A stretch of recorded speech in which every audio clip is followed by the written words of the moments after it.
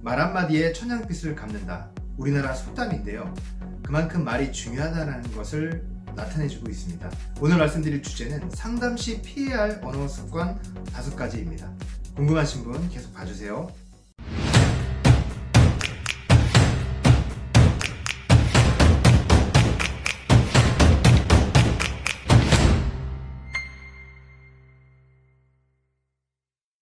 여러분 안녕하세요. 세일즈 백문백답 11번째 시간입니다.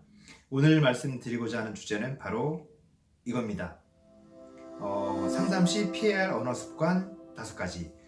저희가 고객과 상담을 하다 보면 상담 그 내용과 커뮤니케이션 스킬 이런 것도 중요하지만 그 사소한 말도 때로는 고객들에게 부담을 줄 수도 있고 때로는 고객들에게 마음을 상처를 줄 수도 있거든요. 그래서 오늘은 상담을 할 때 고객들에게 해서는 안 되는 말씀에 대해서 오늘 좀 얘기를 드리고자 합니다. 마크 트웨인이 이런 얘기를 했습니다. 옳은 말은 강하다. 그런 말의 효과는 정신뿐 아니라 육체까지 미친다라고 했거든요. 그래서 이 말의 중요성을 우리가 한번 생각해 보시면서 오늘의 말씀을 좀 드려보고자 합니다. 저는 그 5가지를 말씀드리고자 하는데요. 첫 번째로 말씀드리고자 하는 건 뭐냐면 지난번 그 메이디의 세일즈 인생 이야기에서 한번 언급을 드렸는데 저희가 그 빼야 되는 얘기 중에 첫 번째는 뭐냐면 이해하셨습니까? 라는 말입니다. 그 방송에서도 제가 말씀을 드렸는데 이해하셨습니까? 라는 말은 의사소통의 책임을 상대방에게 넘기는 그런 뉘앙스가 있다는 겁니다. 제 말이 무슨 뜻인지 아시겠어요? 이런 말도 너는 내 말을 좀 잘 듣고 있니? 이런 뉘앙스가 있다는 거예요. 그 말 대신에 제가 설명을 잘했나요? 또는 제가 추가로 말씀드릴 부분은 없나요? 이렇게 말씀하시는 게 좋다는 거고요. 두 번째로는 하지만이라는 말도 우리가 빼셔야 되는 단어입니다. 하지만이라는 말은 우리가 대화를 하는데 아니고요. 그건 아니고요. 이렇게 대화될 때 상대의 마음에 상처를 줄 수 있다는 거죠. 그래서 우리나라에서 꽤 많이 판매됐던 책인데 적을 만들지 않는 대화법의 샘 혼이라는 그 작가가 그런 얘기를 합니다.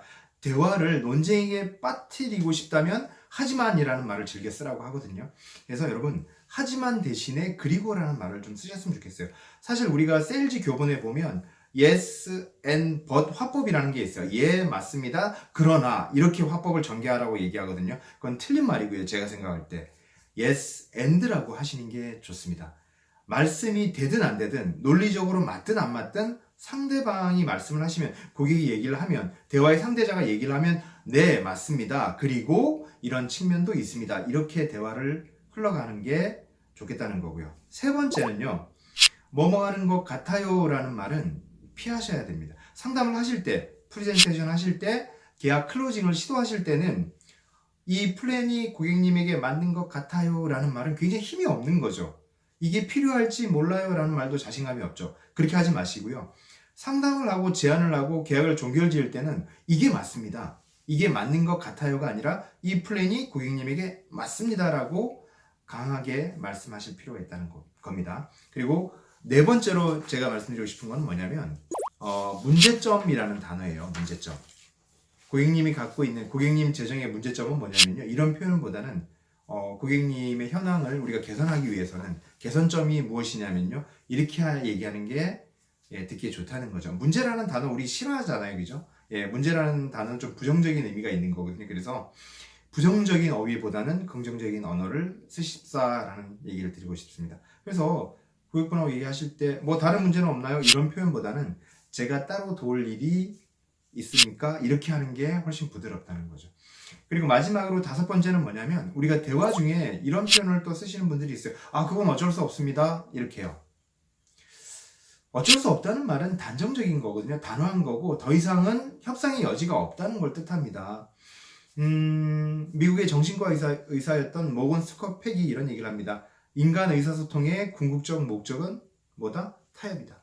여러분 대화는 서로 타협하기 위해서 하는 거거든요. 그래서 어쩔 수 없어요 라는 말은 가급적 자제하시고 대신 최후의 경우에라도 혹시 모르겠지만 제가 다른 방법을 또 찾아보겠습니다 라고 열린 결말을 두시는 게 대화에서 훨씬 좋다는 거죠.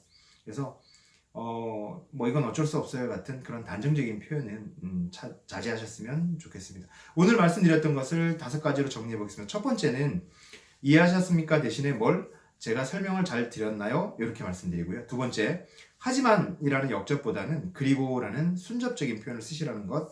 세 번째는 맞는 것 같아요라는 표현보다는 맞습니다. 이 플랜으로 하십시오. 이렇게 하는 게 좋겠다라는 거고요. 네 번째는 문제점이라는 말 대신에 뭐 개선점을 쓰십사. 그리고 다섯 번째는 뭐냐면 어쩔 수 없습니다라는 말은 최후에도 쓰지 말자. 대신 혹시 모르지만 제가 다른 방법을 찾아보겠습니다라고 말씀을 드리자는 겁니다.